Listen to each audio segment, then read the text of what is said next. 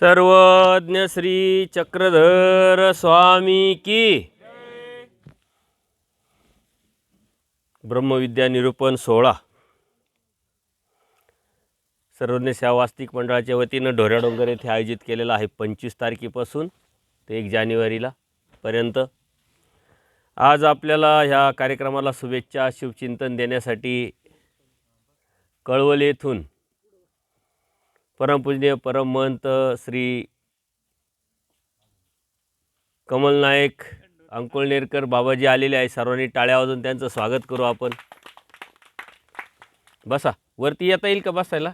बसता ना, बसा खुर्चीत। हां, त्यांची तळमळ असते, धडपड असते। जिथे कार्यक्रम असतात तिथं मी सांगतो की येताना अडचण येऊ शकते, येऊ नका, परंतु ते येतात आपल्या प्रेमापोटी। त्यांची माझी भेट परमार्गसेवक रवींद्रदादा पाटील यांच्या माध्यमातूनच झाली। ते धाराशिव जिल्ह्यामध्ये इटकूर या गावामध्ये असताना त्यांनी आपला कार्यक्रम पण आयोजित केला होता, परंतु आत्ताच ते कळवण येथे, कोणतं गाव? रवळजी या गावाला आलेले आहे राहण्यासाठी। तिथं आश्रम त्यांनी केलेला आहे। सतत आपले व्हिडिओ बघत असतात आणि कुठेही सत्संगाला गेले का त्यांचं एक सत्र आणि आपलं व्हिडिओच्या माध्यमातून एक सत्र असे ते कार्यक्रम राबवत असतात। जिथंही कार्यक्रमाला गेले की मला फोन करतात की बाबा आता आज सकाळचं माझं सत्र झालं आहे, दुपारचं तुमचं लावणार आहे। तर अशा पद्धतीने त्यांची तळमळ धडपड असते। त्यांना चालण्याची अडचण आहे, बसण्याची अडचण आहे, बऱ्याच अडचणी आहे, परंतु धर्माच्या जाणीवेमुळं त्या साऱ्या अडचणीवरती मात करून ते धर्मसेवा करत असतात। आपण 25 तारखेपासून संहार प्रकरण याचं चिंतन करत आहोत आणि 2 दिवसापासून संसरण प्रकरण आपण बघत आहोत। सकाळीच एक विषय झाला, त्या विषयाला स्पर्श करून आपण या संसरण प्रकरणाचं चिंतन करू। जीव जी वासना करतो, जी इच्छा ठेवतो, ते त्याच्या जीवनामध्ये घडत असतं।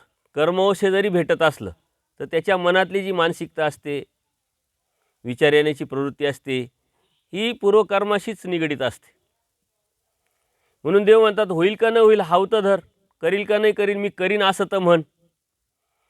त्यातूनच परमेश्वराच्या पर्यंत ही हाव, ही प्रार्थना, आपली आर्तता, तळमळ जाऊन परमेश्वर सहाय्य करतात। म्हणून आपण काय चिंतन करायचं, काय इच्छा ठेवायची, काय महत्त्वाकांक्षा ठेवायची ना, आपण बोध होऊन परमेश्वर भक्तीला लागलो आणि परमेश्वर प्राप्तीच्या अनुषंगाने आपला आध्यात्मिक प्रवास सुरू झालेला आहे। त्यामुळे जोपर्यंत आपण म्हणत नाही आत्मविश्वासाने की मला देव भेटेल आणि मला देव मिळवायचा, तोपर्यंत देवही आपल्याला मिळू शकत नाही।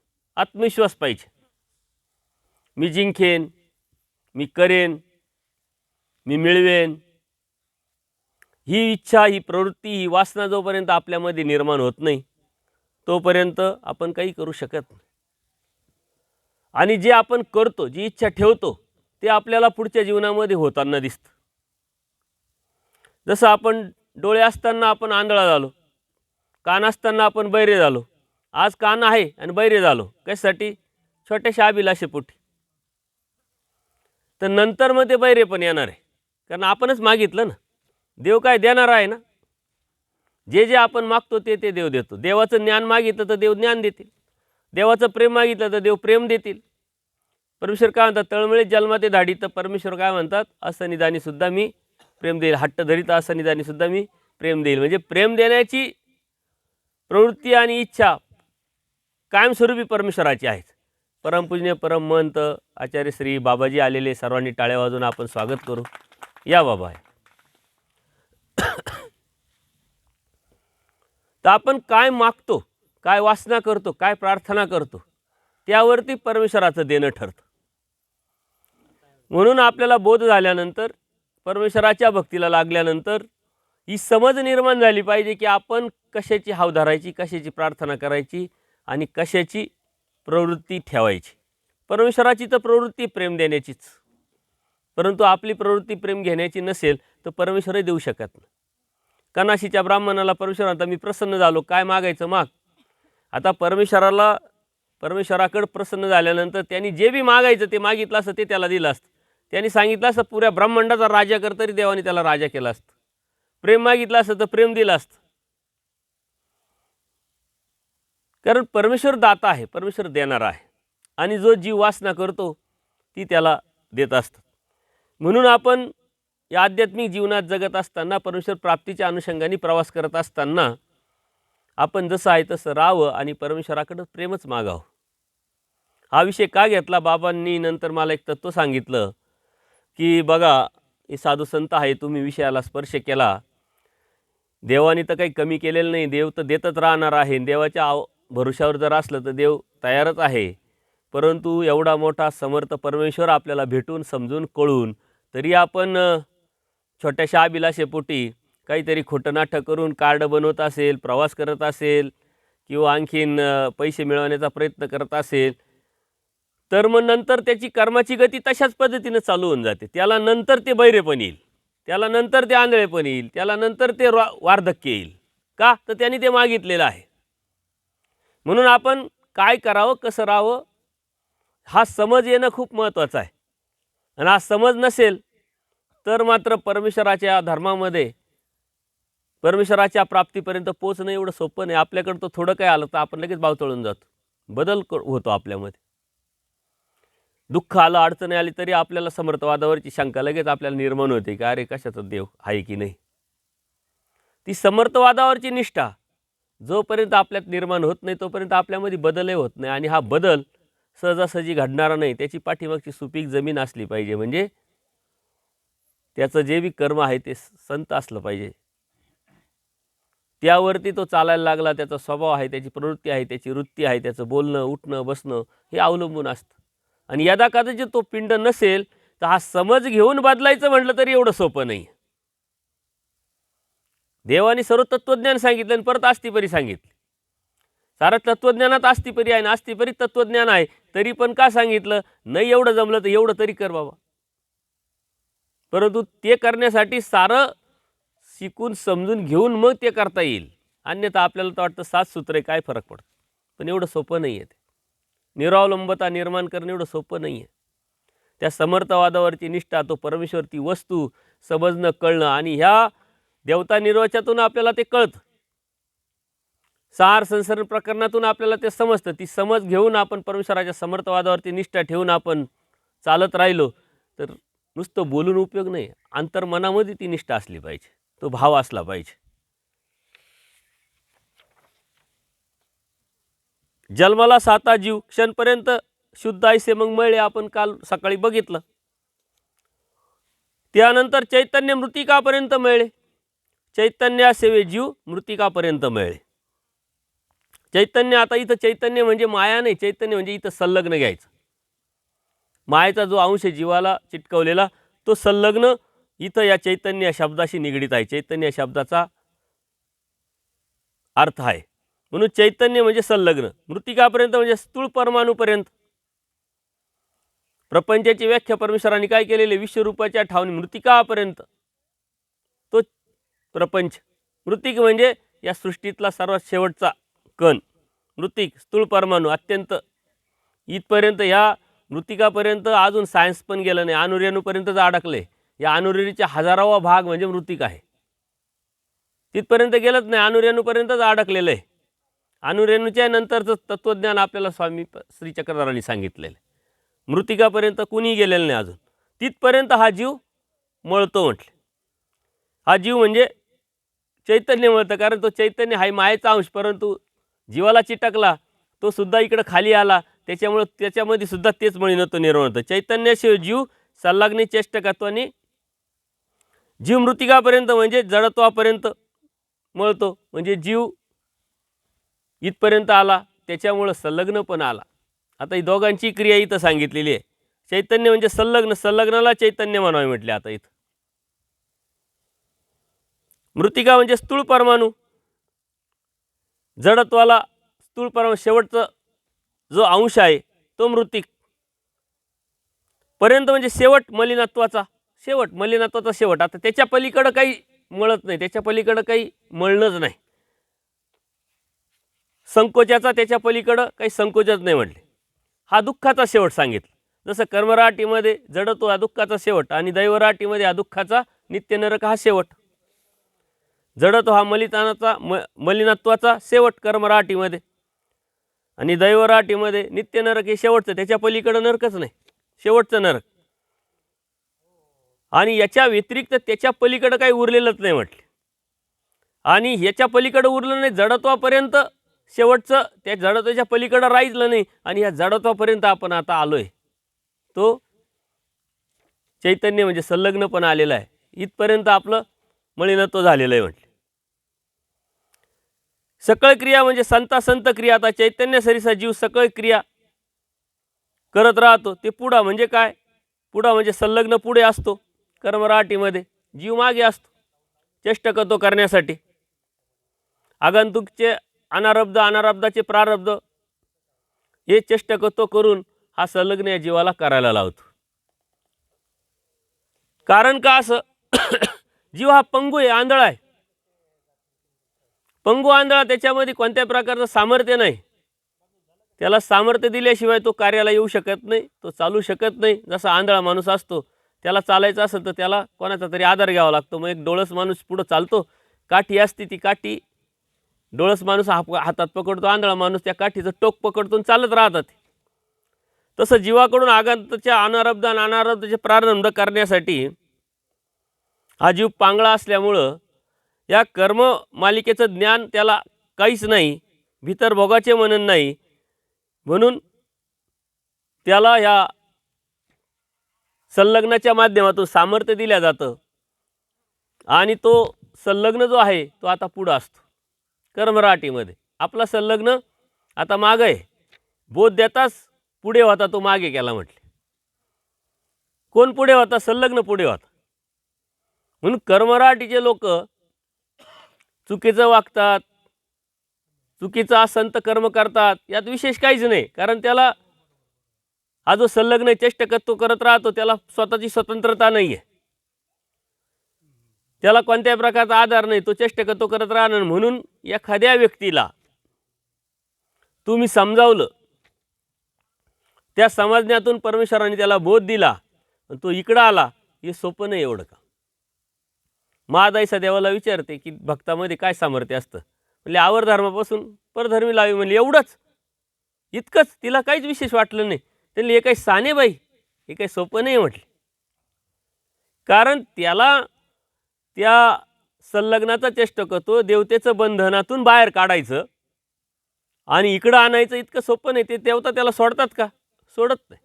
कारण अभिमानी देवता असते, तिचं चेष्टकत्व, संलग्नाचं चेष्टकत्व, कर्मनिष्पत्ती कंटिन्यू नंबरप्रमाणे चालूच असते. आणि जेव्हा परमेश्वर बोध देतात तेव्हा हे सारं परमेश्वराला थांबवावं लागतं. आणि बोध देताना थांबवतात, परंतु बोध कधी देतात? तेव्हा त्या जीवाची प्रवृत्ती इच्छा होते, तेव्हा सत्याची ओढ त्याला निर्माण होते, तेव्हा त्याला काहीतरी कळतंय, समजतंय, बुद्धिवादानुसार तो विचार करतोय, अरे हे बरोबर आहे. कारण मानसिक केलं तर मग वाचिक करतो ना. पहिल्यांदा आपण काय कर्म केलं विकल्पाचं? कार्य देवताच का परमेश्वर नाही, मीच का परमेश्वर नाही? मानसिक केलं, वाचिक केलं, त्यातूनच कर्मफळामध्ये गेलो. तर इथं सुद्धा तीच प्रक्रिया होते. देव म्हणतात जीवाला स्वतःहून ज्ञान कधी संभवत नाही. पूजनीय माईम भट 18 पुराण, वेद, शास्त्र, उपनिषद, भास्कर शास्त्र, सर्व शास्त्र शिकलेले होते, सर्व शास्त्र माहीत होतं. पण तरीही परमेश्वराला त्यांना समजावं लागलं. जीवाला स्वतःहून ज्ञान कधी संभवत नाही म्हटले, समजावं लागलं, त्याच्या अडीअडचणी दूर करावं लागल्या आणि मग बोध द्यावा लागलं. बोध ही प्रक्रिया एवढी सोपी नाही आहे. आपल्याला बोध झाला म्हणून आपल्याला सहज वाटतं, काही नाही. परंतु जसं एखादा मंत्री असतो, तो जात असतो, त्या मंत्रीला जाण्यासाठी साऱ्या ट्रॅफिक जाम करून टाकावं लागतं पोलिसांना. इकडचं ट्रॅफिक बंद, तिकडची ट्रॅफिक बंद, सिग्नल बंद असला तरी चालू, पूर्णपणे ट्रॅफिक बंद, त्याला पूर्ण रस्ता मोकळा करून द्यावा लागतं. तसं परमेश्वरसुद्धा या साऱ्या ट्रॅफिक बंद करतात, कर्माची ट्रॅफिक बंद करतात, संलग्नाचं चेष्टत्व बंद करतात, देवतेचं चेष्टत्व बंद करतात. पूर्णपणे तो पूर्ण मोकळा होतो, पूर्ण न्यूट्रल होतो आणि मग परमेश्वर बोधाचं दातृत्व करतात. आणि बोधाचं दातृत्व केल्यानंतर परत जसं आहे तसंच ते चालू होऊन जातं. त्यानंतर मात्र आपण स्वतंत्र होतो आणि स्वतंत्रतेने केलेले संत कर्म आपल्याला परमेश्वरापर्यंत घेऊन जाणारे असतात. आणि या साऱ्या ज्या गोष्टी आहे तेने विन याशी गतीची नाही, संलग्न या जीवाला कोणत्या प्रकारची गती नाही, कारण सामर्थ्यच नव्हतं. सामर्थ्य दिल्याशिवाय तो कुठं कार्यच करू शकत नाही. कर्मराटीचा आहे तेने विन म्हणजे संलग्न याशी म्हणजे जीवाशी गतीची नाही, म्हणजे चालतच नाही, तू चालूच शकत नाही. कवन न्यायाचा जसा डोळसाचा हात धरल्याविन अंदाशी गतीची नाही. एखाद्या डोळस माणसाचा हात धरल्याशिवाय आंधळा माणूस चालू शकत नाही, जाऊ शकत नाही, प्रवास करू शकत नाही, अंधारातही तो चालू शकत नाही. त्याप्रमाणे हा संलग्न अंधस्थानी जीव, तो संलग्न पुढं आणि जीव पाठीमागं, गतीचे नाही, सलग चेष्टा केल्याशिवाय जीव क्रियेला प्रवृत्तच होत नाही म्हटले. परंतु आपल्याला बोध देताच हे पाठीमागं येतो, आपण पुढं जातो, आपण स्वतंत्र होतो आणि मग आपण कार्य करायला जातो. संसरणी जीव पुढा ते मागा म्हणले. संसरणी जीव पुढा आहे, तो मागा झाला. संसरणी म्हणजे मळ रचने काळी, जीव पुढा म्हणजे जीव पुढे असतो, संलग्न मागे असतो. का म्हणून जे सामर्थ्य होते अगोदर जीवाला ज्यावेळेस काढायची प्रक्रिया चालू झाली त्याच्यामध्ये सामर्थ्य देणं गरजेचं होतं. आणि ते सामर्थ्याच्या अनुषंगाने या मायेने पहिलं कार्य तेच केलं. मी चैतन्य मग आईचं म्हण म्हटले आद्यमळ चिटकावला आणि तिथूनच त्याचं चेष्टकत्व चालू झालं. मळ रचने काळीच त्याला सामर्थ्य होतं. सामर्थ्य संलग्न चेष्टकत्वाशिवाय मळ रचना तो करू शकत नाही. मायेचे सामर्थ्य दिले होते म्हणून ते मळ रचना आद्यमळ दिल्याशिवाय पुढचा विश्वाचा मळ तो घेऊ शकत नव्हता. या आता पुन्हा पुन्हा येणार आहे, याचं स्पष्टीकरण त्याचा अनुषंगाने होत राहणार आहे. थोडंसं आपल्याला कळावं समजावं या अनुषंगाने अधिकाधिक त्यांनी जास्त स्पष्टीकरण केलेलं आहे. हे ऐकलेलं असतं आपण, परंतु तेच रिपीट होण्याचं कारणही वचन जे आहे त्या पद्धतीनं सांगितलं जातं. ती जीवाची अवस्था सांगतात. पूर्वी कसा जीव होता, त्याला मग संलग्न चिटकावला, त्याला सामर्थ्य आलं, त्या सामर्थ्याच्या माध्यमातून त्यांनी कशी प्रक्रिया केली, त्या प्रक्रियेतून तो कसा खाली आला. मळरचनेचे सामर्थ्य संपल्यावर जीव अज्ञान झाला. मळरचनेचं सामर्थ्य संपलं म्हणजे कोणतं, कुठपर्यंत आता हा जीव कुठं आलाय प्रपंचात, म्हणजे शेवटच्या एक क्षणीचा मळ घेतला ना त्याने. मळरचनेचं सामर्थ्य संपलं म्हणजे मळरचने घेण्याचे जे सामर्थ्य ते थांबलंय. जीव पुढे होता तो मागे झाला, संलग्न पुढं आला. पुढे झाला या कारणास्तव वचनी गोसावी चैतन्य सरिसा म्हणितले म्हणले. त्याच्यासाठी चैतन्य सरिसा म्हटले, चैतन्य दिल्याबरोबर. आणि मग कार्याला त्यांनी सुरुवात केलेली आहे. संत असंत कर्म तो चैतन्य उजळणे म्हणजे काय, संत आणि मृतिकापर्यंत मळणे म्हणजे असंत. मळणे उजळे हे जे कार्य हे कंटिन्यू चालू असतं. मळण्यामध्ये उजळणे, उजळण्यामध्ये मळणे दोन्हीही आहे म्हटले. मृतिकापर्यंत मळे, चैतन्यापर्यंत उजळे, दोन्ही समानत्व आपजेल म्हणून दोन्ही एकाच वेळेस होईल असं आपल्याला वाटेल म्हणून काही गोष्टी क्लिअर करतात. ते जीव जेवढा मळतो तेवढाच उजळतो म्हटले. जितका मळतो तितकाच उजळू शकतो. कारण आता आपण होतो कुठं, आलो कुठं, आणि आता इथून परत पुढं वरती जायचं आहे म्हटल्यानंतर परत उजळणं आलंच ना. तर जेवढा उजळतो तेवढाच मळतो म्हटले. याचा अर्थ काय, प्रत्यक्षात मळतो अधिक उजळतो कमी म्हटले. प्रत्यक्षात मळतो जास्त आणि आपल्याला समोर दिसतं. अविचार आपण प्रत्यक्षात जास्त करतो आणि चांगला विचार पकडला जात नाही. रात्रीच्या काय गप्पा मारल्या विचारलं तर प्रत्येकजण सांगू शकतो काय गप्पा मारल्या, कोण काय म्हटलं. पण सकाळचं काय सत्र झालं त्यातलं विचारलं तर सारे तोंड बंद होतील.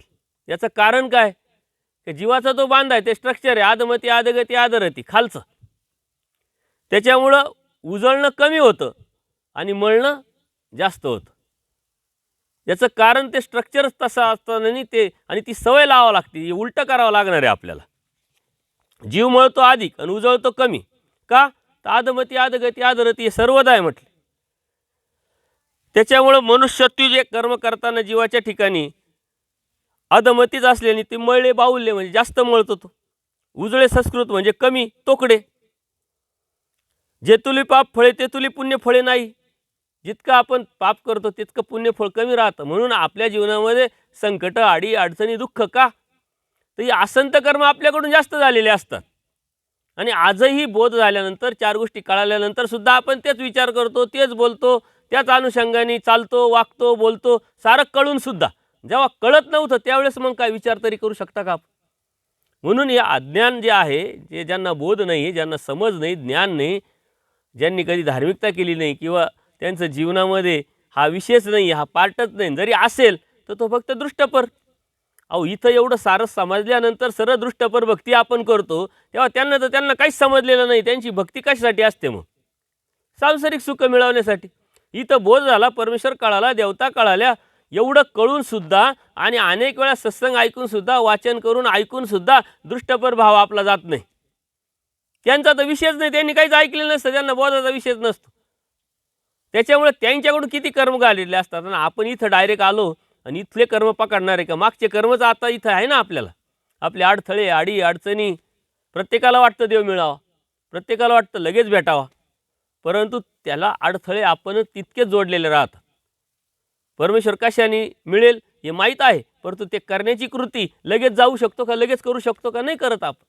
का तर ते अडथळे आहे. त्या अडथळ्यावरती मात करावं लागेल. मग ती विचाराची असेल, कृतीची असेल, आचाराची असेल, त्या बाजूने विचार केल्यानंतर परमेश्वराचं साह्य होईल. अन्यथा हे तर मळणं चालूच राहील म्हटले. त्याच्यामुळं पुण्यफळ कमी राहतं, पापफळ जास्त राहतं. त्याच्या कारण काय का, आपलं करण्याच्या पाठीमागचा जो कृती आहे ती आपण सहज विचार करा. आपल्या जीवनामध्ये असंत कर्म आपण किती करतो. त्यासाठी आपण डायरेक्ट JCP लावलेलं आहे असंत कर्माला, आणि संत कर्माला पावडं नाही, हाताने करू राहिलो आपण. हाताने थोडं थोडं टाकू राहिलो. आता JCPचं हाताच्या कामाचा किती फरक आहे विचार करा. ते JCP किती काम उरकतं, तसं असंत कर्म आपण किती करतो. बसले बसले तरी तुमच्या डोक्यात काही ना काही चालू असेल. आता सत्संग चालू आहे, सकाळपासून आपण सकाळचं सत्र घेतलं, आजचं सत्र घेतलं, सकाळी 5 ते 6चं सत्र ऐकलं, तरीही तुम्ही कबूल करा नका करू, तुमच्या डोक्यात माझ्याकडे पाहत असताना, कानात माझे शब्द जात असताना सुद्धा विचार डोक्यात चालू आहे. हे थांबवणं शक्यच नाही आहे, कारण ते जीवाचं स्ट्रक्चर आहे. ते थांबवणं त्याला लागेल निग्रह, त्याला लागेल दुर्दम्य इच्छा, त्याला लागेल परमेश्वराची निष्ठा. तोची व्हावं, तोची भेटावं ही वासना. आता काहीच नको, आणि आता काहीच नको ही प्रवृत्ती कधी निर्माण होती? त्रस निर्माण होईल तेव्हा. त्रस आहे का आपल्याला? काहीच नाही आहे. 1 तारीख दुपारी 2ला इथून निघून 5ला घरी जाणार आहे आपण, गॅरंटेड. त्रस नाही आपल्याला. त्रस असेल तर आपल्याला ते नको वाटेल. कोण म्हणेल की बाबा चला 1 तारखेनंतर परत 5 तारखेपर्यंत घ्या कार्यक्रम कंटिन्यू. हे बाबा सुट्ट्या तेवढ्याच घेऊन आलोय, सांगून आलोय 2 तारखेचं. हे होत नाही. कळतंय सारं पण वळत नाही. हे वळणं इतकं सोपं नाही. हे वळणं हे पूर्वकर्माच्या प्रारब्धावर, पूर्वकर्माच्या वृत्तीवर, प्रवृत्तीवर अवलंबून आहे, आणि ते बदलणं एवढं सोपं नाही. एखादी बिल्डिंग आहे, त्या बिल्डिंग बांधून झाली पूर्ण, आणि आता तिचा आकार बदलायचा आहे. आता तिला वेगळ्या पद्धतीनं डिझाईन करायची. सोपं आहे का एवढं? एक तर पूर्ण पाडावं लागेल आणि मग नवीन बांधावं लागेल. नाही तर त्याच्यातच जर करायचं ठरलं तर कितीतरी अडचणी निर्माण होती, कितीतरी प्रॉब्लेम होते. तसंच आपल्या जीवनाचं स्ट्रक्चर आपलं तयार झालेलं आहे पूर्वकर्माच्या संत असंत कर्मानी, आणि आता ते परत नव्याने उभं करायचं आहे. ते एक तर पाडावं लागेल, म्हणजे काय, नष्ट करावं लागेल. तो अविचार असेल, ते अज्ञान असेल, पूर्णपणे जीवत्व असेल, जे बी त्याच्यामध्ये दोष असेल, हे सारं काढावं लागेल आपल्याला, आणि मग नवीन परमेश्वराच्या तत्त्वज्ञानाचा जो बी आहे ते आपल्याला टाकावं लागेल. त्यासाठी ते म्हणतात बिडारावर. काय बिडार असे अगोदरच आपल्या डोक्यात एवढे आहे विचार, ते असताना दुसरे विचार चांगले कसे जातील ते काढावं लागेल. पूर्ण घाण साफ करावं लागेल. कार्यक्रम घ्यायचा, कुठं जायचं यायचं, बसायचं उठायचं, पहिले सर्व क्लीन करावं लागतं, मग बसावं लागतं, काम करावं लागतं, जे बी करायचं ते करावं लागतं. तसं जीवनाचं आहे, वेगळं काही नाही आहे म्हटले. आणि म्हणून मळणं जास्त होतं आणि उजळणं कमी होतं. चैतन्यात फळा करून सकळे फळे साधने मूर्ते, प्रमाण देतात ते सूत्राचं. तर आपणे हात खोडा घातला म्हणजे काय, तराळे आपणे हात खोडा घातला, तैसा चैतन्य आपल्या बंद लाविला म्हटले.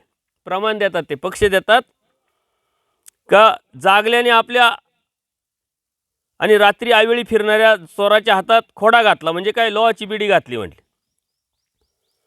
म्हणजे जो जागला असतो, वॉचमॅन असतो, तो फिरत असतो, त्याला चोर सापडतो, त्यांनी काय केलं की त्या चोराची बिडीच आपल्या हातात घातली. फिरणाऱ्या चोराच्या हातात खोडा म्हणजे लोहाची बिडी घातली. तैसा चैतन्य म्हणजे संलग्नाने काय केलं, बिडी घातली, चोरी पकडला आणि चोर पकडल्यानंतर त्यांनी बांधून टाकला. तसं चैतन्यांनी केलं म्हटले. आपल्या बंद लाविला म्हटले. चैतन्य हा आपल्याला बंद लावलेला आहे. तुम्ही कुठे जा, काही करा. यदा कदाचित तो चैतन्य नसता आणि देवाच्या पुढं आपण जाऊन उभं राहिलो असतो, देव म्हटले असते, अरे तू असं असं केलं. नाही, देवा शक्यच नाही. कुठं केलं, कधी केलं. आपण देवाला सुद्धा परिहार दिला असता आणि ते देवालाही खोटं ठरवण्याचा प्रयत्न केला असता. आणि लीळाचरित्रामध्ये अशी कितीतरी लीळ आहे. देवाला सर्व माहिती आहे. मार्कंड खोटा बोलतोय, देव म्हणताय खोटा बोलतोय, तरी तो म्हणायचा का मी खोटा बोलतोय.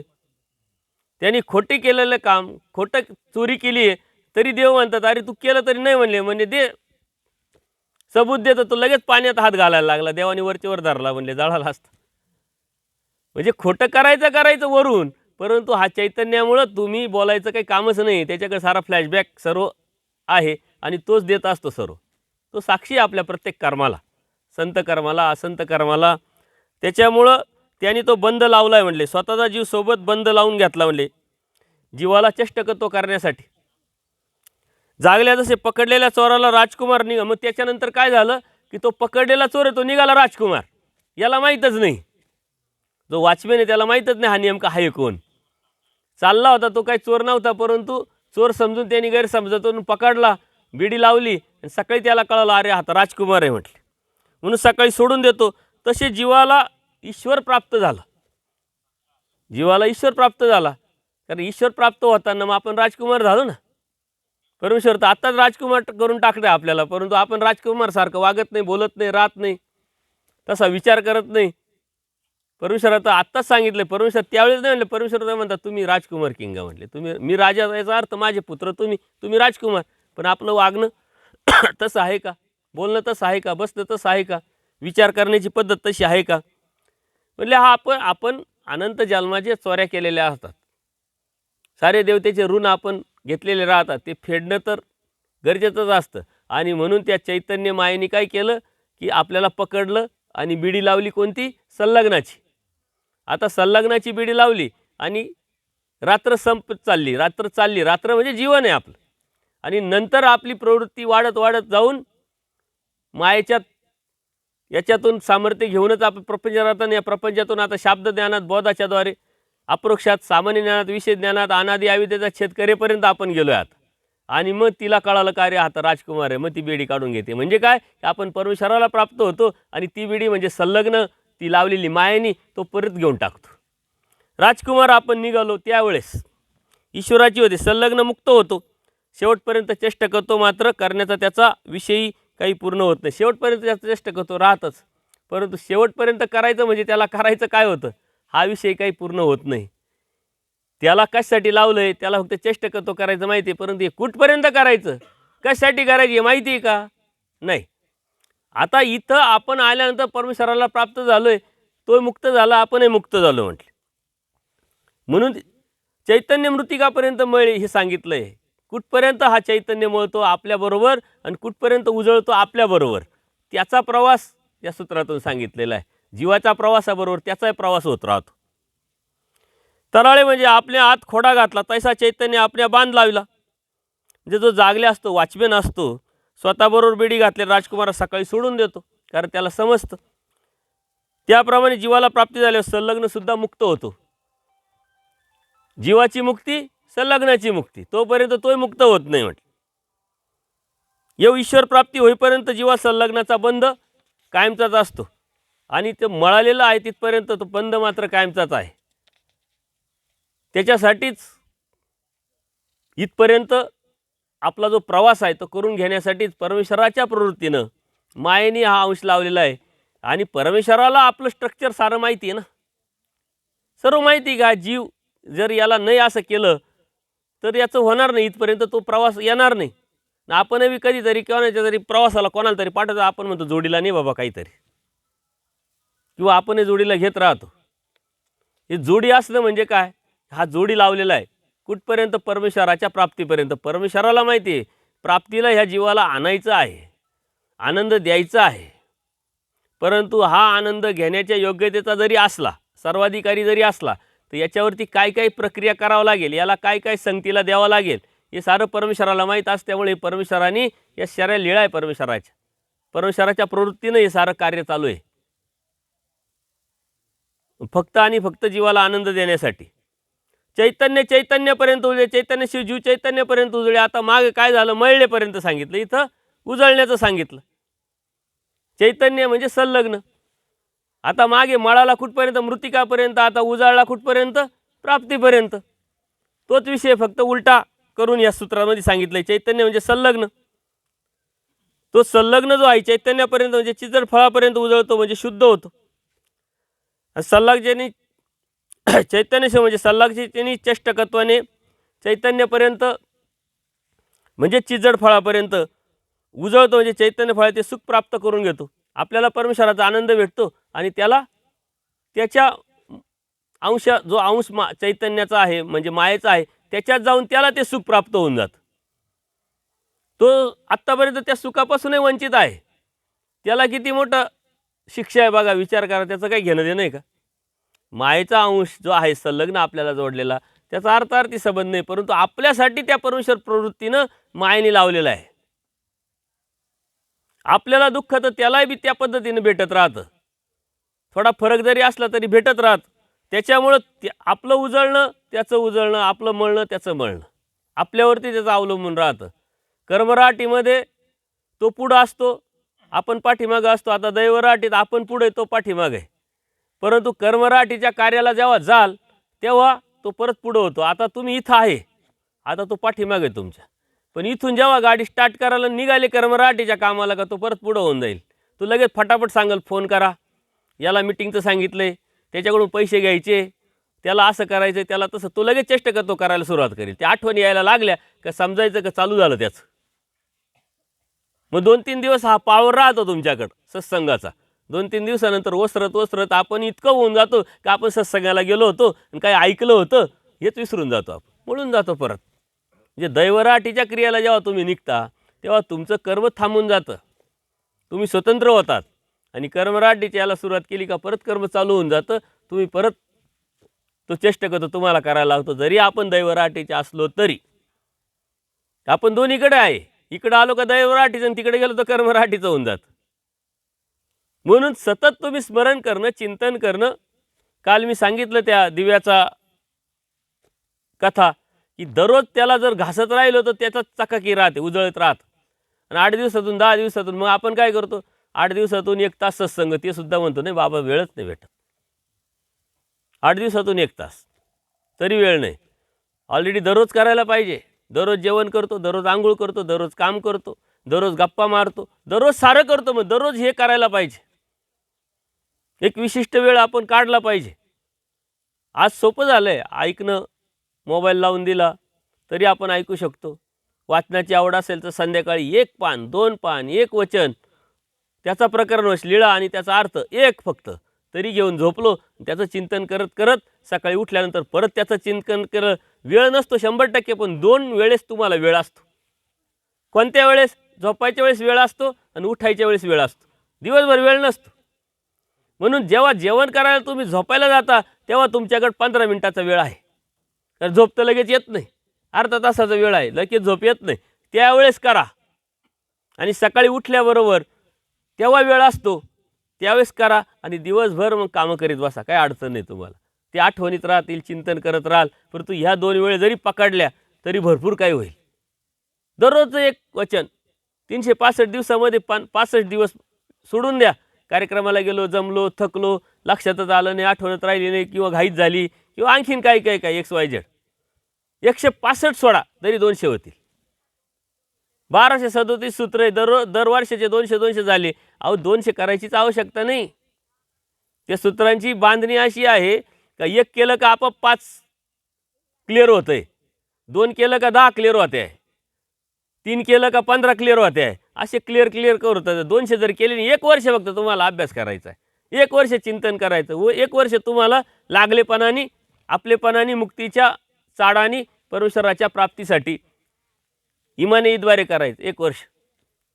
परंतु ते नुसतं वचन ऐकलं, लीळा ऐकली, अर्थ ऐकला, सांगता आला, झालं असं नाही. ते कृतीत आणण्यासाठी कृतीत आलं पाहिजे, बदल झाला पाहिजे.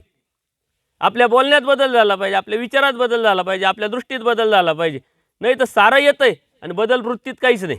भामटेपणाही सोडत नाही, खोटेपणाही सोडत नाही, बोलणंही सोडत नाही, संशय प्रवृत्ती सोडत नाही, दुसऱ्याविषयी द्वेष करणंही सोडत नाही, निगेटिव्ह विचारही सोडत नाही. सारा अभ्यास 5 स्थळाचा अभ्यास करून उपयोग काय? काय उपयोग नाही. थोडं करा बदलाच्या अनुषंगाने, थोडं करा त्यातून उठण्याच्या अनुषंगाने, थोडं करा परमेश्वराच्या प्राप्तीच्या अनुषंगाने. परमेश्वराला ते अपेक्षित आहे, बाकी खूप काही अपेक्षित नाही आहे, परंतु थोडं अपेक्षितसुद्धा आपण पुरं करत नाही. त्याचा फायदा आपल्यालाच आहे, त्याचं हित त्यातलं आपलंच आहे. ना धर्माचं हित आहे ना परमेश्वराचं हित आहे, कोणाचंच हित नाही आहे, फक्त वैयक्तिक आपलं हित आहे त्याच्यामध्ये. चैतन्य म्हणजे संलग्न म्हटले, चैतन्यापर्यंत म्हणजे चैतन्य फळाची सीमा. आता चिज्जत फळाची सीमा सांगितली म्हणजे डायरेक्ट शेवटचं जे त्या उजळण्याला अंत नाही, शेवट एकदा तो संलग्न आहे तिथपर्यंत गेला, त्या मायेच्या तिथंच त्याला त्याच्यामध्ये तो प्राप्त झाला. त्याच्या व्यतिरिक्त तो पुढे जाईल का? आपण पुढे निघून जातो, तो मात्र जिथून निघाला तिथंच जातो. आपण जिथून निघाला तिथं जातो का? आपण निघालो कुठून? मायेच्या तामातून. चाललो कुठं? परमेश्वराच्या आनंदाला. पोचवलो कोणी आपल्याला? त्यांनी. त्याला आपण घेऊन जातो का? नाही, नेताच येत नाही, त्याला प्राप्तीच नाही, त्याला अधिकारच नाही आहे. बघा, त्याच्या आधाराने आपण तिथपर्यंत पोचतो, त्याला अधिकार नाही. ज्याच्या आधाराने आपण पोचलो, आपल्याला मात्र आपल्याला अधिकार प्राप्त झाला. कारण आपलं स्ट्रक्चर तसं आहे, जीव सर्वाधिकारी. मतित्रय आहे, दोष आहे, पण गुण पण आहे. त्या गुणाची निवड करून परमेश्वराने आपली निवड केलेली आनंद देण्यासाठी. त्याच्यामुळं त्याचं शेवट काय? उजाळण्याचा, जिथून निघाला तिथपर्यंत पोचले.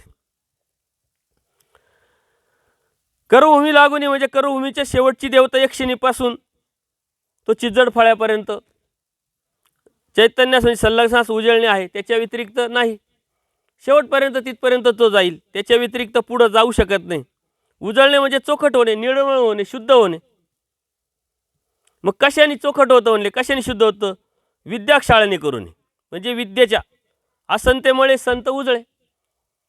असंतांनी तो काय करतो? मळतो, आणि संतांनी उजळतो. असंत क्रिया केली म्हणजे जाळीमारी केली तर त्याने करून मळतो, आणि संत उजळणे म्हणजे संतरूप क्रिया केली तर तो उजळतो. हे दोन्ही आहे म्हटले. दोन्ही तर आपण करत राहतो, त्याला बी ते भेटत राहतं, त्यातून उजळणं होतं, त्यातून आपलं उजळणं होतं. जाळीमारी करणं म्हणजे काय? चुकीचे कामं करणं, असंत कर्म करणं.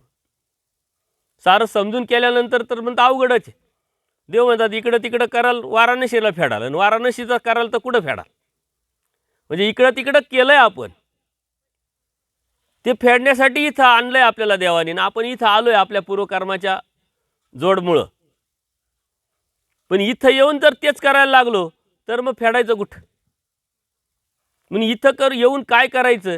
आपल्याला परमेश्वराच्या प्राप्तीच्या अनुषंगाने देवाने आपल्याला इथं आणलेले, आणि आपणही त्याच अनुषंगाने आलेलो आहे. म्हणजे धर्म कायसाठी आहे हे जोपर्यंत समजून घेत नाही आणि त्याच अनुषंगाने आपली धार्मिकता आपण सुरुवात करत नाही, तोपर्यंत आपल्याला शेवटच्या ध्येयापर्यंत पोचताच येत नाही.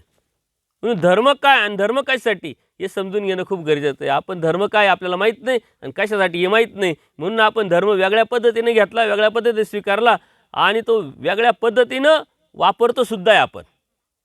म्हणून मी सांगत राहतो ना, आपल्या भौतिक सुखासाठी त्या धर्माला वापरणं म्हणजे आपण प्रपंचाची भक्ती करणं, दृष्टपर भक्ती म्हणजे देवतेची भक्ती करणं. म्हणजे धर्म काय आपल्याला समजलं नाही, कशासाठी हे बी माहीत नाही. पहिले तर ते समजून घेणं गरजेचं आहे. ते समजून नाही घेतलं तर हे बी समजणार नाही, आणि समजूनही काय उपयोग नाही. इथं प्रक्रिया सांगितली परमेश्वराने आपल्याला, आणि एवढी प्रक्रिया परमेश्वर आपल्यावरती करतात फक्त आणि फक्त या जीवाला परमेश्वराचा आनंद देण्यासाठी. एखाद्यावरती जर आपल्याला काही करायचं असेल तर आपण 50 वेळा विचार करतो, स्वार्थ पाहतो, फायदा पाहतो, तोटा पाहतो. तेव्हा तर काहीतरी वाटलं तर मग करतो. निरपेक्ष भाव तिथे नसतो, व्यवहारातही नसतो. परंतु व्यवहारात निरपेक्ष भाव असेल तर इथं निरपेक्ष भाव येईल.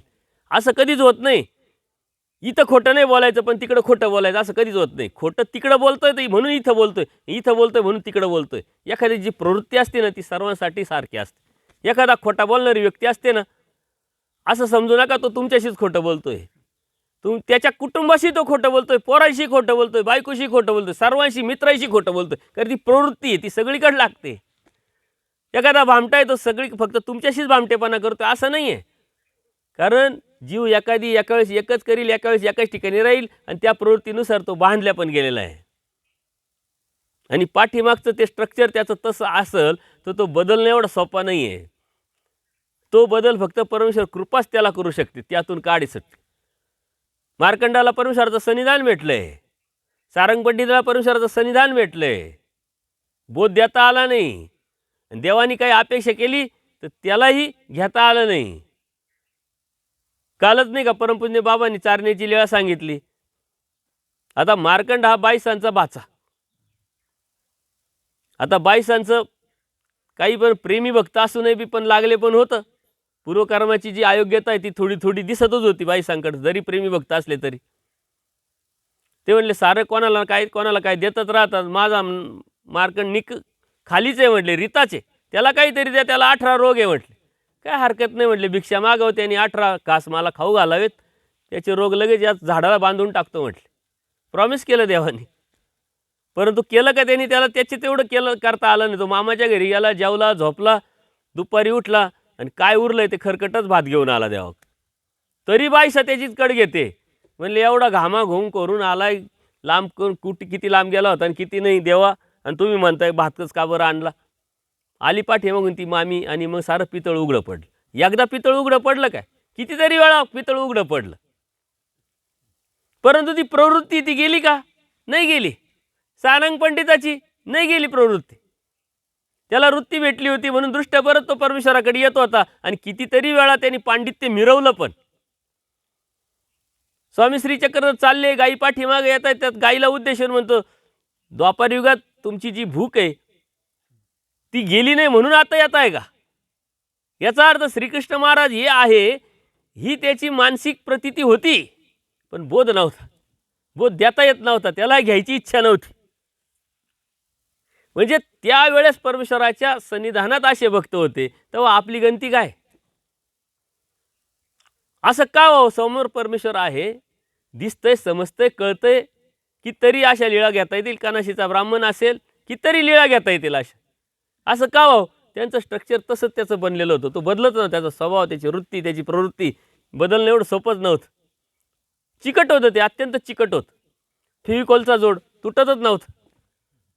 तरी त्यांनी काही जोडलं होतं पाठीमागचं, म्हणून देवानी सन्निधान दिलं. म्हणजे सबंधदानाचं फळ तर दिलं, दर्शनाचं तर फळ दिलं, काहीतरी कणव आहे म्हणून. पण त्याच्या पलीकडे द्यायला निघाले, परमेश्वराला आनंद द्यायचा आहे आणि आपण मागवतोय काय, सांसारिक फळं का ज्यातून दुःख भेटणार आहे. म्हणजे देव आपल्यासाठी काय स्वप्न पकडतात, आनंद. आणि आपण देवाकडे काय मागवतो, भिकाऱ्यासारखं हे द्या, ते द्या, ते द्या, ते द्या.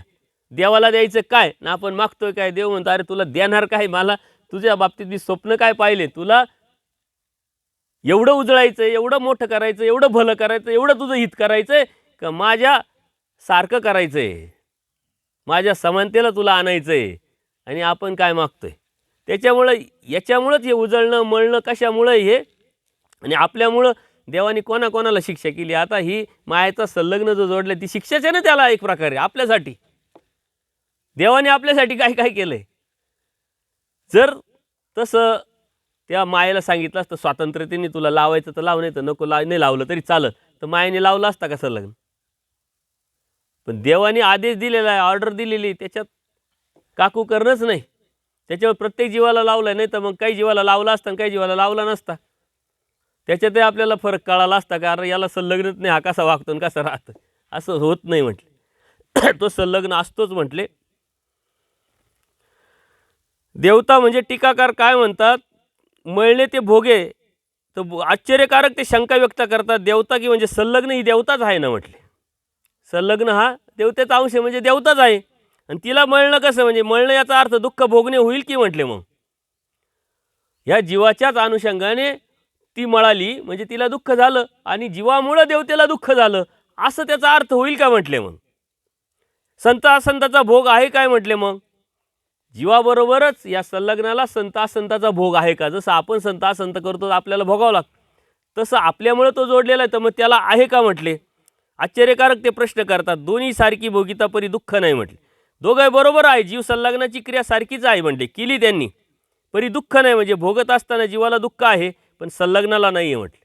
संलग्नाला नाही, तो बाजूला राहून एक रेफरीसारखा पाहत राहतो, जीव मात्र दुःख भोगत राहतो. आणि त्यांनी केलेलं कर्म याला माहीत असल्यामुळं त्याच्या मनात त्याच्याविषयी काही येत नाही, परमेश्वराला येत नाही, तर अनुकंपा न उपजे. देवाला माहिती आहे सर्व, माळेकराच्या दृष्टांतातून सर्व माहिती आहे, म्हणून तो म्हणतो अरे ही शिक्षा कमी झाली याची, याला एवढी याच्यापेक्षा जास्त शिक्षा झाली पाहिजे, कारण याचे कर्म मी जाणतो. तसंच याचं सुद्धा आपण संत असंत कर्म जे बी करतो त्याला आपल्याला सुख आणि दुःख प्राप्त होत असतं, पण संलग्नाला मात्र होत नसतं. मग सुख का तरी असेल, दुःख नाही म्हटले पण सुख तरी असेल म्हणले संलग्नाला, ते जीवाशीची, सुखसुद्धा जीवाशीची, दुःखसुद्धा जीवाशीची. संलग्नाला ते सुख दुःख नाही, दुःखही जीवाला आणि सुखही जीवाला म्हटले. जीवाला सुख दुःख, संलग्नाला मात्र नाही म्हणले. कोणता न्याय हा? कोणता न्याय? कवन न्याय. जर आपण दोघं चाललो, एखादा आजारी पडला किंवा एखाद्याचा ॲक्सिडेंट झाला आणि काहीतरी झालं, तो जोडीदार आहे त्याला बी सुटका आहे का? त्याचं जोपर्यंत नीट होत नाही, म्हणजे ते एक प्रकारे अप्रत्यक्षरित्या दुःखच आहे ना म्हटले. पण इथं मात्र हे बरोबर आहे, परंतु याला काहीच नाही, त्यालाच कसं काय म्हटले? याचा न्याय काय म्हटले? याचा लोयसी अग्नी तैसा ठाव म्हटले. त्यांनी काय केलं? प्रमाण दिलं. लोयसी अग्नी म्हणजे लाल झालेल्या लोखंडाला काय कराल आपण, ते लोहाराच्या दुकानाच्या समोर काहीतरी गेलेले असत, त्याला आकार देण्यासाठी ते लोखंड किती गरम करतात, लाल होतात, त्याच्यावर हातोडे टाकत राहतात, वरून घणाचे घाव घातले जातात. पण घाव मात्र कोणाला लागतं? त्या लोखंडाला लागतात, अग्नीला लागत नाही. त्याच्यात अग्नी ना ऑलरेडी त्याला गरम केलेलं आहे. घाव मात्र कशाला आहे? लोखंडाला आहे. त्याच्यात अग्नी त्याला आहे का म्हटले? त्याचप्रमाणे सुखदुःखाचा भोग हा जीवाला आहे, संलग्नाला नाही म्हटले. त्यांनी प्रमाण दिलं. काय काय सांगत होते बाबा? ताडण्याचे दुःख. हां, त्याला ताडण्याचे दुःख म्हणतात बाबा म्हणते. इथं तसं नाही आहे, तसा उल्लेख विषय.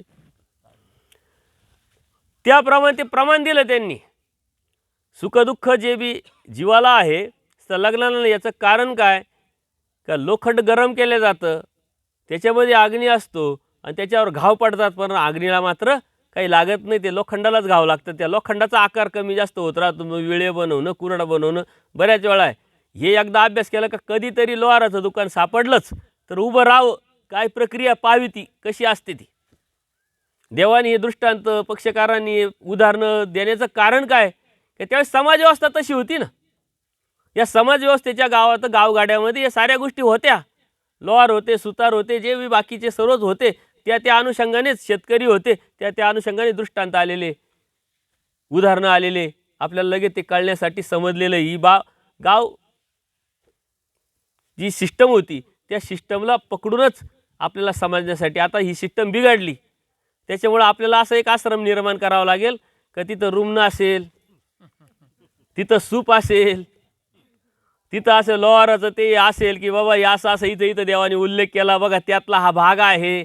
नाही तर पुढच्या पिढीला मग काय करायचं? मुसळ असेल, आता मुसळ तर कोणालाच माहीत नाही. सूप फक्त प्यायचं सूप माहिती आहे, सूपच माहीत नाही. खेड्याचं ग्रामीण भागाशी जे निगडीत लोक आहेत त्यांना ही प्रश्न, ही शब्द लगेच लक्षात येतात. मुसळ तर कोणालाच माहीत नाही, नवीन पिढीलाही माहीत नाही. मुसळ, उखळ, मुसळ राहतच नाही, जातं, हे दिसतच नाही. परंतु हे सारे शब्द इथं आलेले. राटगडी कितीतरी वर्ष झाले, ती राटगडी कधीच गेली, मोठ कधीच गेली. माझ्या लहानपणी मी मोठ पाहिलेली आहे, राटगडी तर पाहिली नाही. मग त्याची अगोदर राटगडी होती. ज्याच्याकडे बैल होते ना तो मोठ चालवायचा, ज्याच्याकडे बैल नाही तो राटगडी चालवायचा. एकच बैल, मोठीला 2-2, 4-4 बैल लागायचे, कारण ते जास्त शक्तीचं काम होतं. लाईटचा विषयच नव्हता, एनर्जीच नव्हती ना, ताकद नव्हती. आता इतकं सोपं झालं आहे, आणि सोपं होणं बी देव मात्र अवघड झाला आहे. देव अवघड झाला आहे, धर्म अवघड झाला आहे. देवाने काय सांगितलं? सुख साधनं देव न पविजे नाही का. आपल्याला सुख भेटले, त्याच्यामुळे त्या साधनाने देव मात्र आपल्याला मिळणार नाही आहे. आणि त्या सुखाच्या अभिलाषेपोटी आपण देवाला बी धर्माला बी सोडायला तयार आहे. परंतु हे कळालं, समजलं, त्यातला समज निर्माण झाला, ज्ञान जर झालं तर मात्र आपण कोणालाही काहीही कशाला सोडायला तयार होतो. पण ती सोडण्याची प्रवृत्ती ही देव मिळण्यावर, देव समजण्यावर, देव कळण्यावर, देव जाणवण्यावर असतं. देव जाणवला तर सोडणार, देव जाणवलाच नाही, कळालाच नाही, समज नाही, सोडणार काय आपण? देवालाच याच्यासाठी आपण भक्ती करतो, हे तर सोडायचा विषयच येत नाही म्हटले. तर त्या जीवाला सुखदुःख आहे, पण त्या संलग्नाला नाही. त्याशी मळी नव्हतो. मग रचनेकाळी संलग्न जातीचे मळी नव्हतो येते म्हटले. येतं का म्हटले? कर्तृती संकोच बसत गेला आणि प्रकाशनी म्हणजे त्रुटी झाली. ते त्याचे मळणेच आहे. म्हणजे सुखदुःख नाही आहे, परंतु मन मळणंच असेल म्हणजे त्यातला संकोच झाला ना. तो मायेचा एक अंश होता आणि तो जोपर्यंत मायेत होता तोपर्यंत त्याचा व्याप किती आहे, अनंत ब्रह्मांड. आणि आता तो इकडं चिटकला, त्याचा व्याप किती झाला, संकोच झाला, म्हणजेच मळणं झालं म्हणे. याच्या व्यतिरिक्त अजून काय मळायचं म्हणले. संकोच झाला, मळाला म्हणजे काय, तो खाली आला, तोच मळणं म्हणले. याच्या व्यतिरिक्त दुसरं काही मळणं नाही, कमी नाही. म्हणजे कर्म अर्जिकती भोगवृत्ती संलग्नाला उजळणे मळणे नाही. या जीवाच्या मळण्या उजळणं हे जे आपण म्हणतो त्या पद्धतीनं संलग्नाला उजळणंही नाही मळणंही नाही म्हटले. ते मळणं कोणत्या प्रकारचं, त्याच्या संकोच झाला हेच मळणं, याच्या व्यतिरिक्त मळणं नाही. आपण काय म्हणतो मळाला म्हणजे काय, ग्लानी आली धर्माच्या अनुषंगाने, धर्मावरून गेला. धर्माचे जे तत्व आहे, सिद्धांत, आचार, विचार प्रणाली त्याला करावंसे वाटत नाही, इच्छा नाही, भोगवृत्ती निर्माण झाली. मग विकारे गेला, विकल्पाने गेला, स्वभावाने गेला, हिंसेने गेला, जड पदार्थांनी गेला, मग द्रव्याने गेला. हे मळणं आहे, ते संलग्नाला नाही आहे. पण मळणं आहे कोणतं, संकोच रूपी, तेच मळणं म्हणे. त्याच्या व्यतिरिक्त त्याला मळणं नाही म्हटले. तर या लेप न लगे म्हणजे संलग्नाला कर्मलेप लागत नाही म्हणे. जीवासाठी प्रक्रिया चालू आहे ना, संलग्नाचा विषय काय येतो, त्याला ते जोडलं हीच मोठी शिक्षा आहे. जीवासारखा कर्मलेप लागला असतं तर त्याच्या किती मोठी शिक्षा असते. पण कर्मलेपाचा विषयच नाही आहे. ते कर्मलेपाचा चेष्टकत्व करण्यासाठी संलग्नाला जोडलेलं आहे. त्याच्यामुळं जसं आता तुम्हाला उदाहरण देतो, एखादा आंधळा मनुष्य असतो बघा, मुलगा, विद्यार्थी, ते सुद्धा IAS होऊ शकतात, होतात की नाही. मग जर आंधळे आहे, पेपर लिहितात कसे, त्यांना रायटर दिला जातो, दिला का नाही. मग हा सांगत राहतो, ते तुम्ही काहीतरी पाहिलेलं असेल शाळेत कॉलेजमध्ये, जे आंधळे मुलं असतात किंवा हात नाही त्यांना रायटर दिले असतो लिहायला. मग आता तो पास झाला तर कोण, तो रायटर पास झाला का, नापास झाला तर रायटर नापास झाला का, त्याचा काय संबंध आहे. हा नापास झाला काय आणि पास झाला काय, हा सांगतोय तेवढं तो लिहितोय, त्याचा काही संबंध नाही. याचा निकाल लागला, पास झाला, त्याला काय वाटत नाही आता, कारण पास हा झालेला असतो. त्याच्याही पलीकडे जाऊन क्रिकेटचं वेळ तुम्हाला असतं. क्रिकेटला सुद्धा एखादा बॅट्समन असतो, त्याच्या पायाला दुखापत झाली, त्याला रनर दिला जातो की नाही रनर. आता तो रनर आहे, यांनी बॉल मारला का तो पळतो आणि पळता पळता आऊट झाला. आऊट कोण झाला, तो बॅट्समन झाला का रनर झाला, बॅट्समन झाला. अगदी तसं हे उदाहरणं तुम्हाला लगेच लक्षात येत. तसं संलग्न आहे. संलग्न कोण आहे, रनर आहे. संलग्न कोण आहे, रायटर आहे.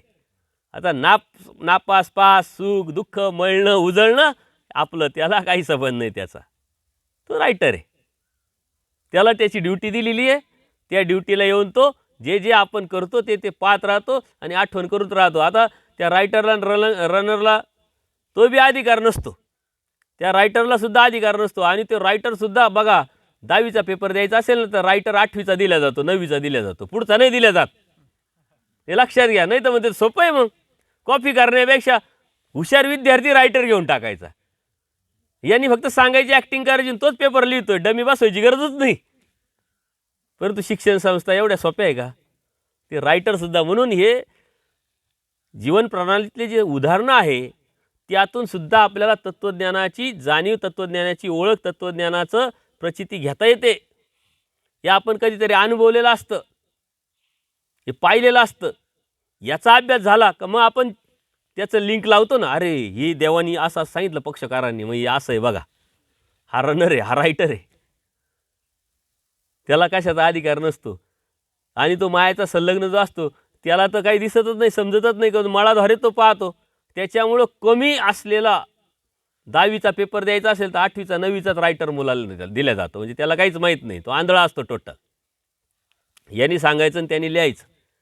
पास झाला तर हा पास, नापास झाला तर हा नापास, त्याचा काही संबंध नसतो. तसं हे संलग्नाचं आहे म्हटले. कर्मलेपसुद्धा त्याला लागत नाही. आपल्याला सहज शंका येतात, हा संलग्न आहे, मग याला सुखदुःख, याला भोग, याला लेप काय लागतं की नाही, तर ते काही लागत नाही. जीव दुःखी मळे, सुखी उजळे. दुःखाने मळतो, सुखाने उजळतो म्हटले, पण तो जीव असतो म्हटले, बाकी काहीच नाही म्हटले. त्याच्यामुळं हे ज्या गोष्टी आहे आणि हे सारं तो करतो कशाच्या आधारे, संलग्नाच्या आधारे. विशेष म्हणजे आधार कोणाचा आहे, संलग्नाचा आहे. आता तो पास होणार आहे, परंतु आधार कोणाचा, रायटरचा आहे. रायटरला काही सुखदुःख नाही, परंतु आधार मात्र रायटरचा आहे. जर रायटर नाही भेटला तर तो पेपर लिहू शकत नाही, पेपर नाही दिला तर नापास पास व्हायचा विषयच नाही म्हटलं. आणि संलग्नाचा आधार आहे, परंतु संलग्नाला काहीच नाही आहे. रायटरचा आधार आहे, पण त्याला त्याचं काहीच नाही, श्रेय काहीच नाही. एखादी 20-20 एखादी मॅच जिंकला, त्या रनरचं नाव तरी, एखादं तरी रनरचं नाव माहिती का आपल्याला? अजून पिक्चरचं उदाहरण देतो तुम्हाला. पिक्चरमध्ये सुद्धा जे डेंजरस सीन असतात ना, ते हिरो करत नाही, डुप्लिकेट हिरो राहतात, डमी हिरो. त्या डमी हिरोला तो रोल करायला लावतात. त्याचं एकाचं तरी नाव आपल्याला माहिती आहे का? सारे हिरोचे हिरोईनीचे नाव माहिती आहे आपल्याला, घेणं नाही देणं नाही तरी माहीत राहते. परंतु तो डमी आहे, त्याचं नावही माहीत नाही, ते कोण आहे, काय करतात, काही माहीत नाही. परंतु बरेचसे जे सीन असतात, आता टेक्नॉलॉजी बदलली बऱ्याचशा ठिकाणी, त्यामुळं ते तंत्रज्ञानाच्या माध्यमातून ते डेंजर सीनसुद्धा दाखवले जातात. परंतु पूर्वी तसं नव्हतं. गाड्या उडवायच्या, जाळाचा असेल, ज्वालाचा असेल, पळवायचा असेल, घोड्याचा असेल, एखादी हिरोईन घोडे पळत राहते, तर ती काही एवढी तरबेज नसती. ती डमी एखादी जेंट्सच असतो, त्याला तसं पद्धतीने मेकअप दिला जातो, ते पळतं, आपल्याला काहीच माहीत नाही. तसंच हे सेम टू सेम आहे. त्याला त्याचं लेप नाही, त्याला नाव नाही, त्याला गाव नाही, त्याला त्याचं काय आहे ते भेटतं आणि तो निघून जातो. आपल्याला ते भेटण्याचं विषय काढून टाकायचा, परंतु त्या डायरेक्टरनी काय केलेलं राहते, ती व्यवस्था केलेली राहते. तशी परमेश्वर आपल्या जीवनाचा डायरेक्टर, त्यांनी ती व्यवस्था केलेली आहे आपल्याला पुढं नेण्यासाठी, आपल्याला जिंकवण्यासाठी. देवानी काय काय उपद्याप केले बघा, काय काय उपद्याप करून आपल्याला कशा कशामधून नेत आहे हे बघितलं का मग हे संलग्नाच्या आधारानेच मात्र चालतं. कर्मराटीत जीव निरंतर संलग्नाधीन, कर्मराटीत परत कर्मराटी नेतात ते जीव सतत काय असतो, संलग्नाच्या अधीन असतो. कोणते कर्म करायचे असेल तर जीव संलग्न चेष्टाकत्वाशिवाय ते करताच येत नाही. चेष्टाकत्वा वेगळे जीव कोणत्या काळी होतो मग चेष्टा करताच वेळी. आता कर्मराटीचा एखादा जीव आहे, त्याला मायेचा संलग्न जोडला, त्याच्याविना त्याला काही करताच येत नाही. त्यांनी चेष्टा करावं यांनी करावं, मग हे शेवटचं कायमस्वरूपी असंच राहील का म्हटले. कोणत्या वेळेस त्या संलग्नाचं त्या जीवाला चेष्टकत्व राहणार नाही, ते म्हणतात बोधकाळी. बोधकाळी अनुसरला तो स्वतंत्र. बोधकाळी अनुसरला म्हणजे बोध झाला, स्वतंत्र झाला, अनुसरला, अजून स्वतंत्र झाला. परंतु आपण अनुसरलो तरी स्वतंत्र होतो का? आपल्याला कोणाला करायचा कशाचा तरी आधार लागतोच. देवाने आपल्याला स्वतंत्र केले आणि आपण आधाराचे निराधाराचे कार्ड काढीत बसतो. देवाने आपल्याला स्वतंत्र केले, पण आपण वय जास्त वाढून काय करतो, तिकीट निम्मे कसे भेटतील हे पाहतो. कान असताना बैर्य होऊन आपण आधार पाहत राहतो.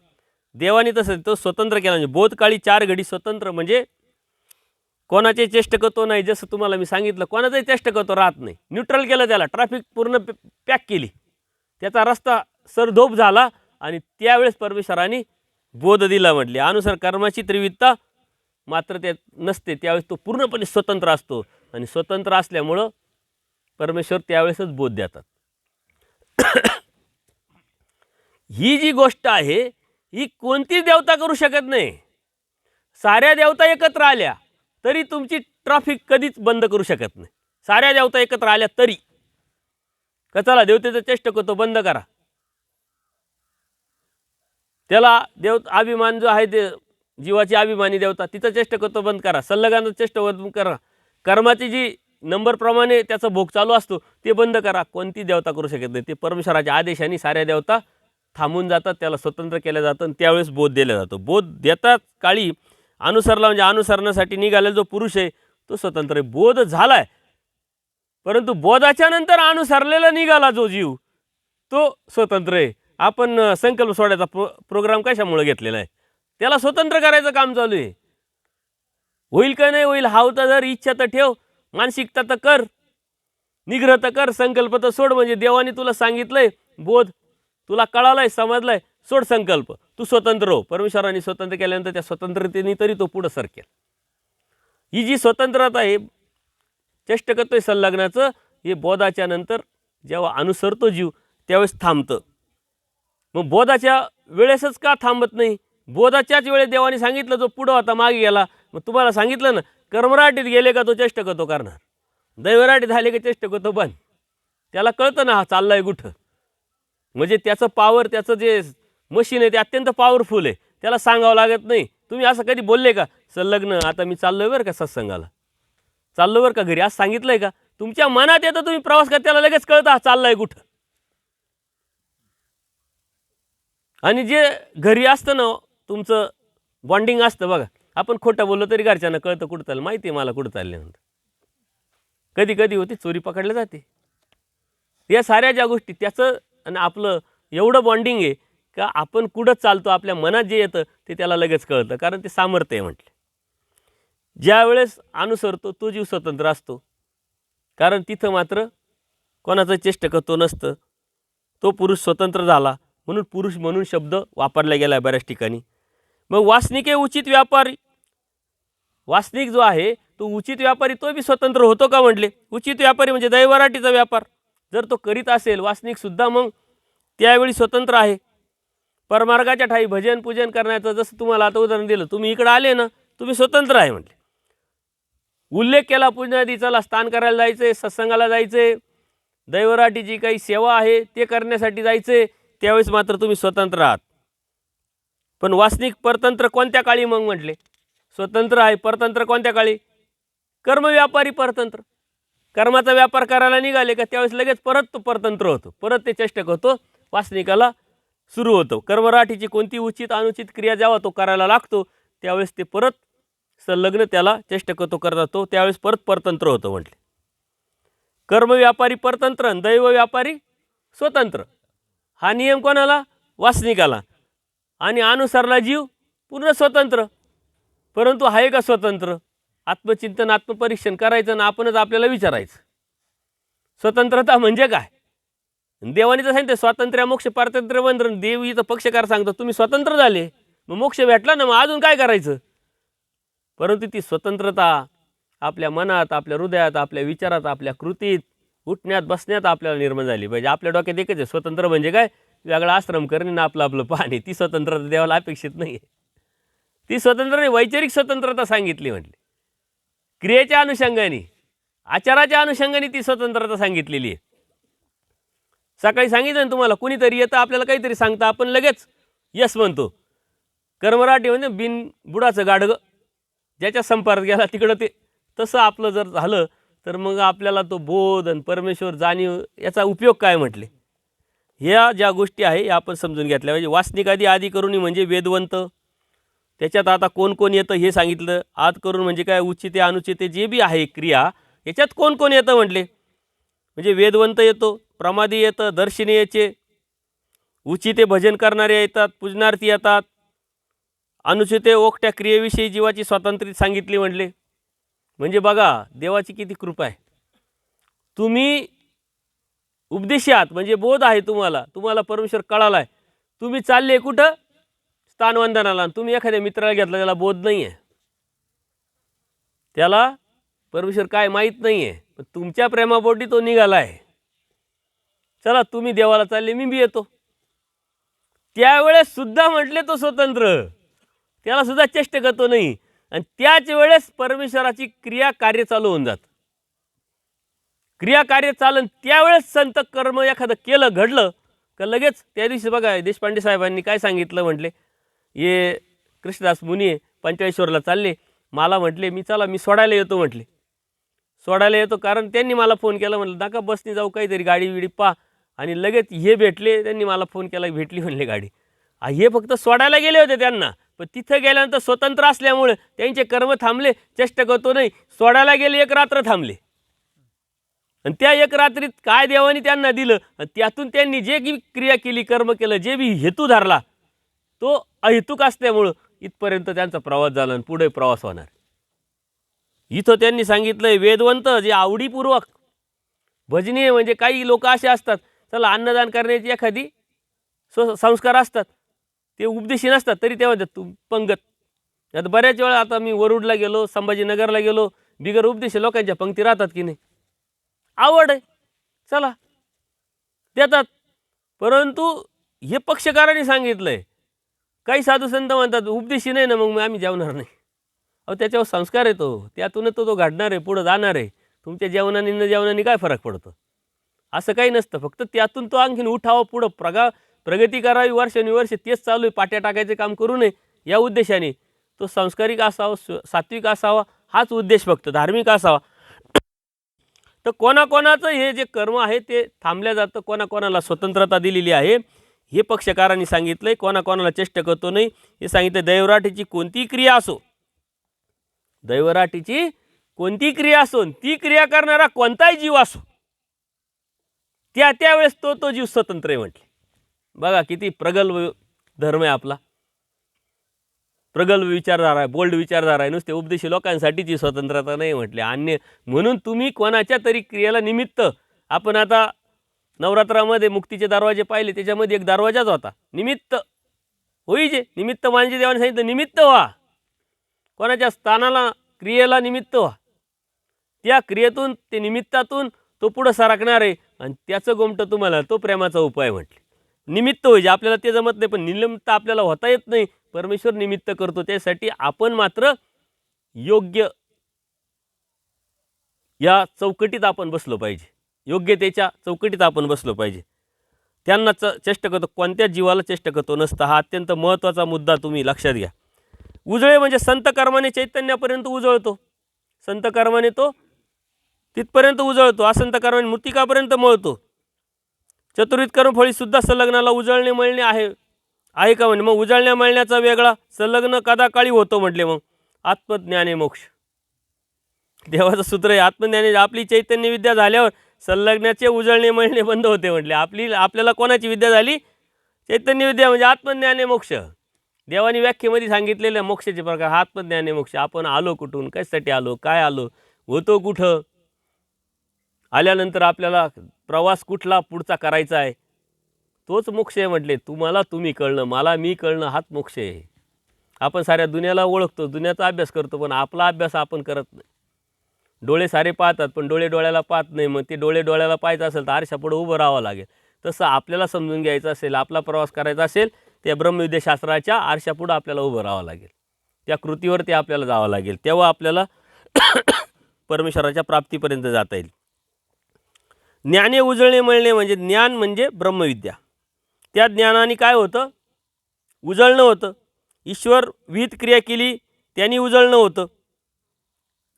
एखाद्याला आपण अन्य माणूस आहे, त्याला दे पंगत, अन्य माणूस आहे चाल स्थानला, अन्य माणूस आहे चाल सत्संगाला, त्याचं उजळणं होईल ना. चार गोष्टी त्याच्या कानावर पडल्या तर कशाने हा जीव उजळतो. म्हणून आपणही संगत, सत्संग, वाचन, चिंतन, मनन, स्मरण, स्थानवंदन अशा कार्यक्रमांमध्ये भेटी देणं, याने आपलं उजळणं होत राहतं. उजळे तो विधीचे आणि मळे तो अविधीने. अविधीने मळतो आणि उजळतो कशाने? विधीने. विधी स्फुरतो. आज एखादा व्हिडिओ ऐकला तर दुसरा ऐकायची इच्छा होईल. म्हणून मी सांगत होतो, एक सुरुवात करा, एक फक्त. आणि असे कितीतरी का ज्यांना आपण सांगितलेलं नाही, ते एकच व्हिडिओ ऐकतात, लगेच फोन करतात. तुम्हाला सोशल मीडियावर मी टाकत त्या प्रतिक्रिया, एक व्हिडिओ तरी या. आता तो व्हिडिओ ऐकायची प्रवृत्ती एक देतं कोण? परमेश्वर. परमेश्वराच्या प्रवृत्तीनं मायाचं कार्य आहे. आपण काहीच करू शकत नाही. देणारा देव आणि घेणारा तो जीव आहे. त्याचा अधिकार, योग्यता प्राप्ती झाली का बरोबर संयोग योग साह्य परमेश्वराच्या प्रवृत्तीनं माया करत राहते. ही सिस्टम कंटिन्यू चालू राहते. तुमच्यासाठीच नाही, सिस्टम सकळ जीवांसाठी चालू आहे. कोणाच बरोबर जोडायचं, कुठं जोडायचं, कशा पद्धतीनं जोडायचं, ही सिस्टम कंटिन्यू चालू असते. आणि त्यातूनच त्याचं उजळणं होतं. आणि त्या उजळण्यातूनच मग तो पुढं जाऊन पदाला पात्र होतो, अनुसरणाला पात्र होतो, परमेश्वराच्या प्राप्तीला पात्र होतो. आत्मज्ञानेवश म्हणजे परमेश्वराचे ज्ञान झाले, त्याने करून स्वरूपी तो पावन झाला. म्हणजे जीव परमेश्वराच्या स्वरूपाला पावन झाला आणि संलग्न हा त्याच्या स्वरूपाला म्हणजे चैतन्यमायाच्या स्वरूपाला पावन झाला. याच्यामुळं मळला, त्याच्यामुळं उजाळला असं नाही. हा पोचला म्हणून तो बी पोचला. हा जोपर्यंत पोचत नाही तोपर्यंत तोही पोचत नाही. परंतु जे बी कर्म जे आहे, आपले सुखदुःख जे आहे, हे मात्र त्याला नाही आहे. हा या सूत्रातून उजळणं मळणं हे दोन्ही अर्थ दोन सूत्रातून त्यांनी स्पष्ट केले. आता पुढं अधिकाधिक ह्याच मळाच्याच अनुषंगाने, देवतेच्याच अनुषंगाने कार्य आपल्याला स्पष्ट होत राहील. तुम्हाला समजतं आहे अशी अपेक्षा करू. तरी वेगळे उदाहरणं देऊन तुम्हाला बऱ्याचपैकी या चौकटीच्या बाहेर जाऊन, तत्त्वज्ञानाच्या बाहेर जाऊन, पण सिद्धांत न मोडता उदाहरणं दिल्यामुळं तुमच्या ते बऱ्यापैकी लक्षात राहत असेल. जरी काही प्रश्न असेल मनात असेल तर बाबांना तुम्ही विचारू शकता. सर्वज्ञ श्री चक्रधर स्वामी की दंडवत हो.